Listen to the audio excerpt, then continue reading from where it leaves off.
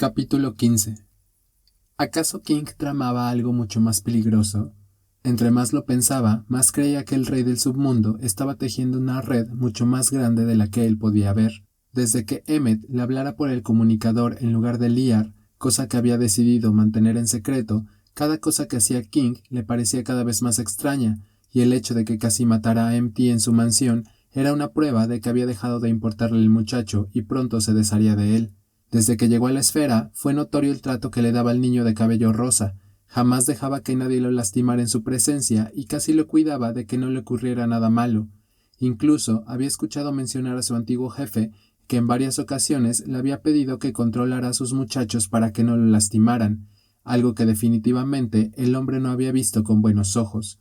A pesar de que MT lo negara, era claro que los demás notaban aquel trato especial que recibía, donde muchas veces escapaba de los castigos o alguien terminaba dándole comida por órdenes de su dueño. Tal vez esa era la razón por la que seguía vivo, pues desde siempre lo consideró un niño débil al que cualquiera podría haber matado en una riña por comida, triste y apartado y con un terror mucho más grande que el de cualquiera por King. Casi siempre lucía enfermo y estaba seguro de que no lograría sobrevivir. Sin embargo, y de una manera extraña y que desafiaba toda lógica, lo había hecho, y ahora estaba seguro de que la razón detrás de ello se debía a que King lo cuidaba sin que nadie se diera cuenta. ¿Por qué lo trataba así?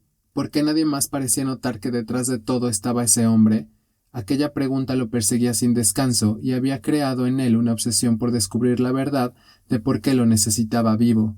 En cierta ocasión, después de que lo ascendieran a jefe de la sección M, escuché una conversación entre Sima y King, y aunque al principio no supo de quién hablaban, cuando mencionaron su extraño cabello, no le quedó ninguna duda de que se referían a MT. No sería extraño que alguien lo hubiera mencionado. Todos aquí saben que su cabello es natural y extremadamente raro. Había dicho Sima con paciencia mientras ambos se detenían en medio de un pasillo. Lo sé, pero estoy seguro de que no llegará a oídos de Darion, y si lo hace, le será muy difícil comprobarlo si se mantiene recluido.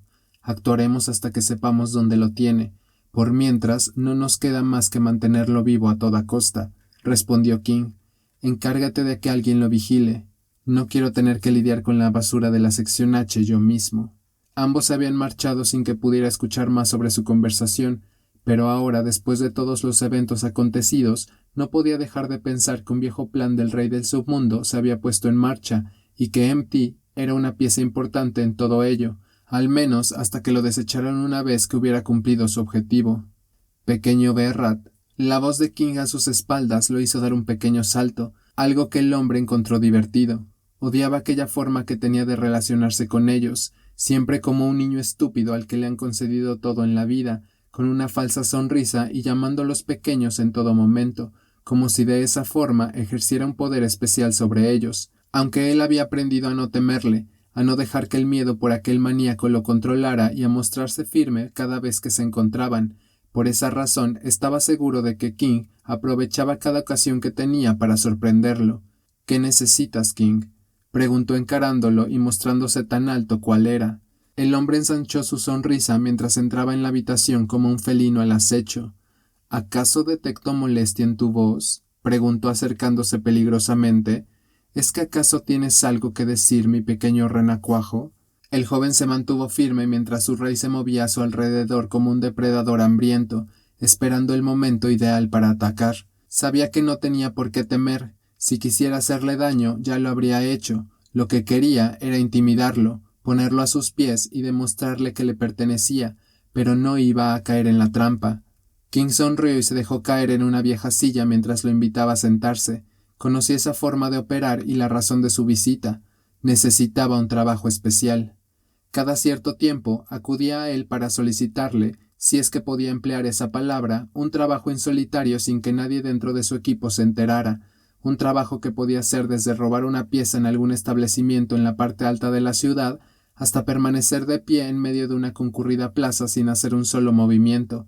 Con el tiempo había aprendido a no cuestionar aquellos encargos por más extraños y atípicos que resultaran, pues estaba seguro de que muchos de ellos eran solo para su diversión o para demostrarle que era su dueño, pero esta vez quería cruzar un límite y ver hasta dónde podía llegar sin salir lastimado. Si el rey necesitaba algo especial, no lo mataría tan fácilmente. Respiró hondo y esperó que su rostro reflejara la molestia que sentía. ¿Sabías lo del tren? Claro que sí, dijo el hombre con una calma alarmante nada habitual que dejó al joven helado. Aunque era casi seguro que estuviera detrás de ello, la confirmación no era tan fácil de tragar como lo había pensado.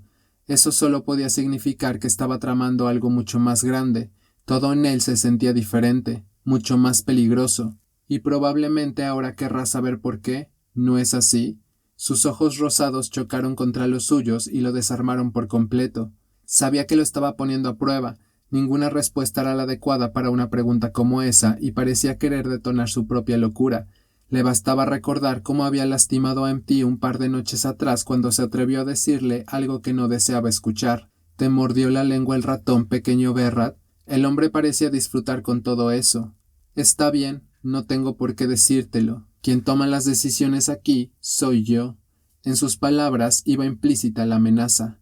Y tú debes acatarlas, ¿no es verdad?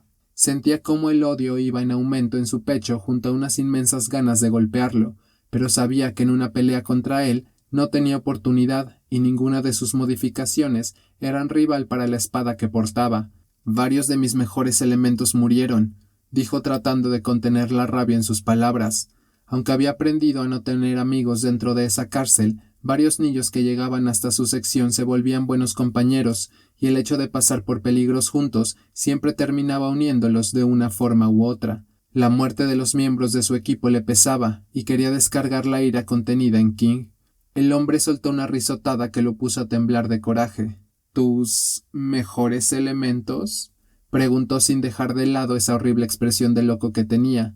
Déjame recordarte, maldita sabandija, que todos y cada uno de ustedes son simples peones al servicio de un rey, y que si me da la gana, puedo tomar sus vidas en cualquier momento. Sus palabras estaban cargadas de desprecio y por un instante recordó lo que MT le había dicho después del asalto al tren. La descarga en su cuerpo fue casi inmediata y sin poder controlarlo se lanzó contra su dueño. Este no paraba de reír y evadir los golpes como un profesional de la lucha. Se movía a una velocidad increíble y parecía adivinar cada uno de sus movimientos. Entonces un destello verde iluminó la habitación y la pelea terminó tan rápido como había iniciado.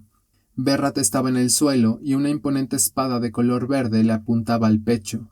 Creí que tus visitas a la sección S tendrían resultados positivos y que habrías liberado toda tu furia, pero creo que tendré que hablar con Sima para que mejore el tratamiento. Aquellas palabras lo golpearon de una forma diferente y de inmediato se rindió ante su dueño. No tenía nada que hacer.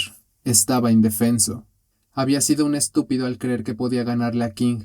La diferencia de poder era abismal, y ni siquiera se había dignado a golpearlo. Ese hombre no tenía rival. La espada desapareció, y King retomó su plática en donde la había dejado como si nada hubiera sucedido. Se arregló el pelo y volvió a sonreír como un demente. ¿Entendiste lo que vas a hacer, pequeño Berrat?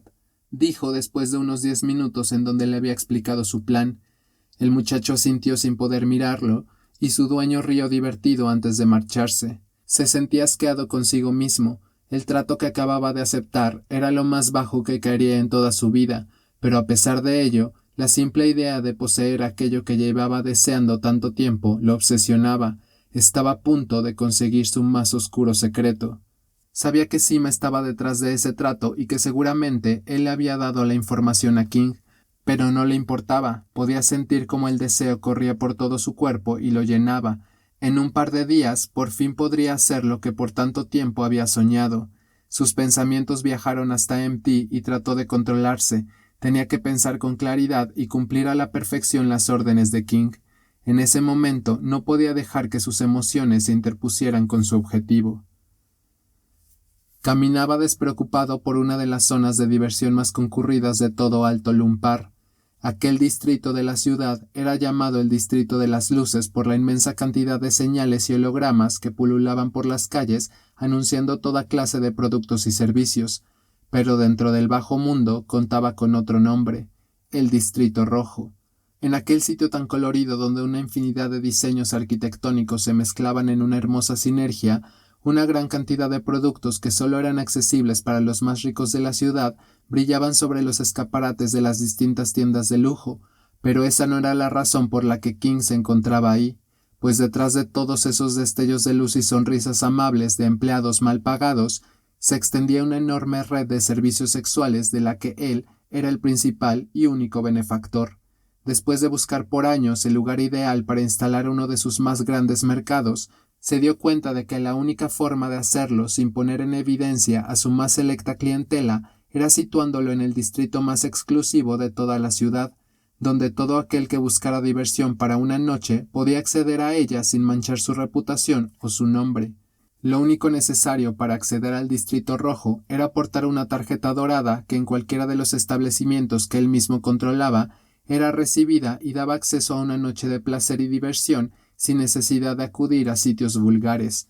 La mayoría de los altos funcionarios y de las personas más influyentes de la ciudad conocían aquel secreto, y todos y cada uno de ellos lo custodiaban como a su vida, pues sabían que la tarjeta podía ser suspendida si se hacía mal uso de ella, y que solo King o Monsieur Love, como ellos lo conocían, tenía la facultad de habilitarla nuevamente, no sin antes cobrar una pequeña recompensa por ello. La ira de Monsieur Love era tan conocida dentro del Distrito Rojo que en más de 80 años de operación solo se habían presentado un par de casos donde algunos funcionarios trataron de revelar su secreto, pero después de resolverlos, todos y cada uno de ellos aparecieron muertos, dándoles a los demás usuarios de la tarjeta una razón de peso para no cometer el mismo error. Cada tarjeta era incrustada en el antebrazo de su dueño y contaba con un increíble sistema de seguridad indetectable que podía notificarle si alguno de sus clientes revelaba el secreto, o si intentaba colar a algún otro invitado no deseado, convirtiéndola así en el mejor sistema para controlar aquel bajo mundo lleno de perversión y lujuria. El hombre saludó a un par de personas que parecieron reconocerlos y se adentró en una de las calles por donde unos hermosos faroles de color rojo indicaban el camino hacia uno de sus burdeles. Para los turistas que llegaban, admirar esos faroles chinos era como una ventana al pasado, pero a sus clientes les indicaba el tipo de servicios a los que se podía acceder en cada uno de los establecimientos. Pero él no necesitaba esas señales para llegar al lugar a donde se dirigía, pues conocía perfectamente bien al hombre que buscaba y estaba seguro de que lo encontraría en el farol con la flor de lis. Aquel muchacho proveniente de una acaudalada familia de Itzá era uno de sus más fieles clientes, y no había día en que no se le pudiera encontrar en uno de sus establecimientos. El farol rojo se movió con el viento, y King entró en la lujosa tienda en donde de inmediato un par de empleados lo reconocieron y lo guiaron hasta la parte trasera del establecimiento. Para ellos lucía completamente diferente, pues con el tiempo y con la ayuda de las células T se había convertido en un maestro del disfraz, y el único rasgo que conservaban todos sus personajes eran aquellos ojos de un brillante color rosado. Monsieur Love era un hombre de ojos rasgados y largo cabello lila que siempre vestía antiguos y coloridos kimonos extremadamente únicos, que en otro tiempo habrían sido exclusivos de la realeza y que le daban un aspecto andrógino que nunca pasaba desapercibido. Atravesó unas hermosas puertas de madera rojiza y de inmediato se encontró en un hermoso jardín de estilo japonés, donde un pequeño arroyo corría como una hermosa serpiente negra en una calma que solo podía ser rota por el leve tintineo de unas campanillas cercanas que se mecían con el viento. Ahí el silencio era total para el confort y seguridad de sus clientes, y cada habitación estaba perfectamente adecuada para satisfacer los placeres más extraños. Aquel era un búnker de secretos y placer que se revolvían en sus interminables habitaciones. La puerta se abrió de golpe y un chillido escapó de la habitación mientras un joven de aspecto fiero lo encaraba completamente desnudo y bañado en sangre. «Buenas noches, Nikolai», dijo King sentándose en una hermosa silla y sin darle la menor importancia al niño que estaba atado a un potro y parecía inconsciente. El joven que sostenía un látigo palideció de inmediato al ver a su interlocutor y de manera solemne agachó la cabeza como si lo estuviera saludando. «Monsieur Love, no lo esperaba», dijo con el miedo impregnado en cada una de sus palabras. Sabía que una visita de aquel hombre no podía significar nada bueno, y estaba seguro de que estaba por cobrarle su favor. King era un hombre astuto y cada uno de sus movimientos parecían haber sido calculados con meses o años de antelación, y por ello todos y cada uno de sus clientes terminaban jurando con su vida cumplirle un único favor en el momento en que él lo considerara oportuno, a cambio de la tarjeta que ostentaban en el brazo. Esa era la única forma para obtener tan preciado regalo, y hasta la fecha ninguno había puesto una sola objeción. Algunos de esos favores jamás habían sido cobrados, y algunos más de una vez, pues nadie podía resistirse a una vida lejos del placer sin límites, y cuando los amenazaba con retirarles la tarjeta, no les quedaba más opción que aceptar sus condiciones.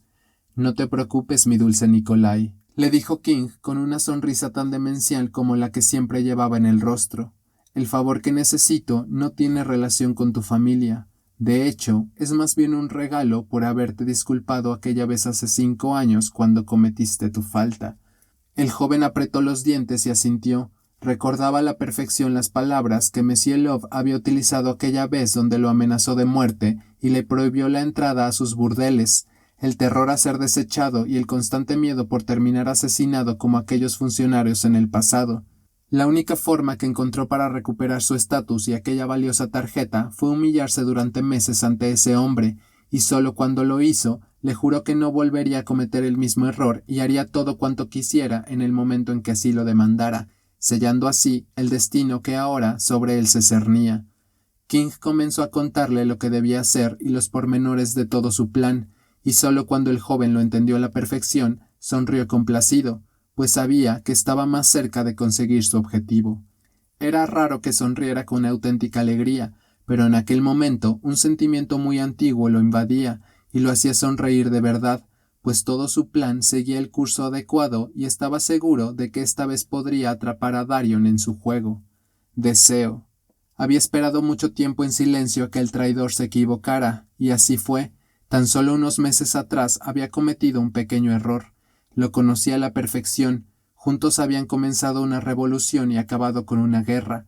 Sabía exactamente cómo actuaría en cuanto viera a Max y cuando descubriera qué era. Solo tenía que llevarlo hasta él y el resto sería pan comido. Por Aiko no tenía que preocuparse. Sabía que cumpliría su parte del plan sin cuestionarlo y detonaría todos los eventos necesarios para que por fin pudiera poner fin a esa vorágine de locura y destrucción en la que se había sumido el mundo durante los últimos siglos. No volvería a cometer el mismo error y esta vez eliminaría a todo aquel que se interpusiera en sus planes. Y así concluye el capítulo número 15 del audiolibro Love, el chico de los ojos verdes. Mi nombre es A.Z. Mergut y para mí fue un placer nuevamente estar una semana más con todos ustedes. Muchas gracias por estar aquí, en verdad me llena de mucha satisfacción saber que están disfrutando de este audiolibro tanto como yo. Muchas gracias por todos sus comentarios. No se olviden de escuchar la siguiente semana el capítulo número 16. Un saludo, adiós.